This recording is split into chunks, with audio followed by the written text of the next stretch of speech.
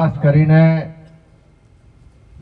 અભિનંદન આપવા આવ્યો હતો કે લાંબા સમયથી આખા ગુજરાતના ખેડૂતના મનમાં જે દર્દ હતું, જે પીડા હતી, જે આક્રોશ હતી કે લડવું છે, આ સરકાર ખોટી છે, એની સામે જો લડવા માટેની કોઈ દિશા બતાવી હોય, કોઈ પ્રેરણા આપી હોય તો તમે આ કોણ ને સાપકડાના બધા જ ખેડૂત આગેવાનો ને ભાઈઓ બહેનો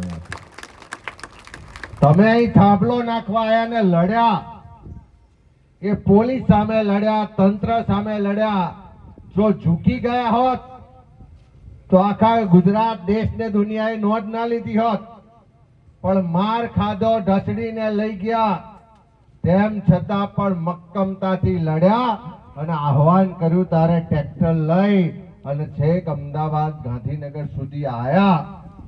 એ અમદાવાદ ગાંધીનગરની જે ટ્રેક્ટર યાત્રા હતી એમાં બધા જ 100% ખેડૂતો નતા, પણ આખા ગુજરાતમાંથી જે લોકો આ સરકાર સામે લડવા માંગતા હતા એવા એક લોકો, એ કચ્છથી લઈને ડાંગ અને દાહોદથી લઈને છેક ભાવનગર સુધીના બધા જ લોકો એમાં આવ્યા. તમે બધાએ લડવા માટેની એક તાકાત, પ્રેરણા અને દિશા આપી અને એનાથી આખા ગુજરાતમાં લડાઈ શરૂ થઈ.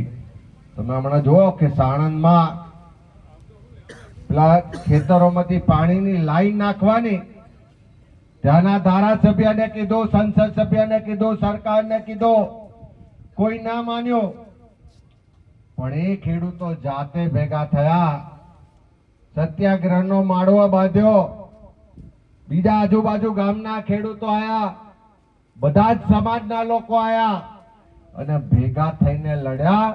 તો 5મા દિવસે ધારાસભ્ય આવીને પણ ત્યાં આગળ રજૂ થવું પડ્યું અને કહેવું પડ્યું કે નહીં થાય.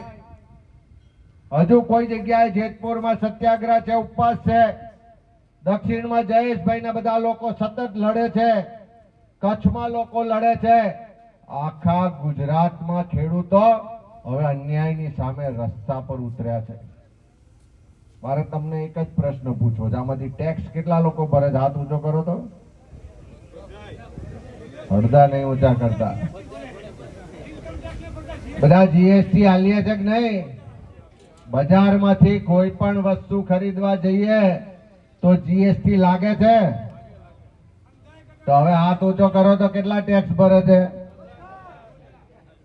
આ આપણા ટેક્સના પૈસા આ ગાંધીનગર સરકારની તિજોરીમાં જમા થાય છે. એ તિજોરીના પૈસામાંથી રાજ્ય સરકારનું 3,70,000 કરોડનું બજેટ બને છે. એ બજેટમાંથી આજે હું કે જિગ્નેશભાઈ ધારાસભ્ય છે કે રાજ્યના મુખ્યમંત્રી છે કે કોઈ મંત્રી છે કે તમારા વિસ્તારનો ધારાસભ્ય છે, પગાર લે છે. પૈસા કોના છે? કોના છે? અમારા એમ બોલો ને, કોના છે? આપણો જે આ કલેક્ટર છે, આપણો આ ડીડીઓ છે, ડીએસપી છે, તમારો ટીડીઓ છે, મામલતદાર છે, પીએસઆઈ છે, કોન્સ્ટેબલ છે કે તલાટી છે,